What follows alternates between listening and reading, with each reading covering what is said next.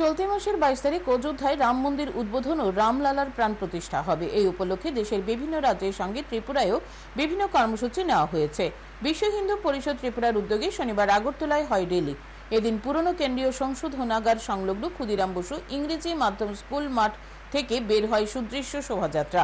শহরের বিভিন্ন পথ পরিক্রমা করে স্বামী বিবেকানন্দ ময়দানে হয় জমায়েত।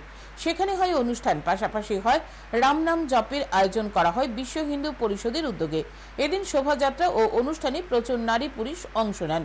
ছিলেন সাধু সন্তরাও। উপস্থিত ছিলেন শান্তিকালী আশ্রমের মহারাজ মহন্ত গয়ামণি ব্রহ্মচারী সহ বিশ্ব হিন্দু পরিষদের কার্যকর্তারা।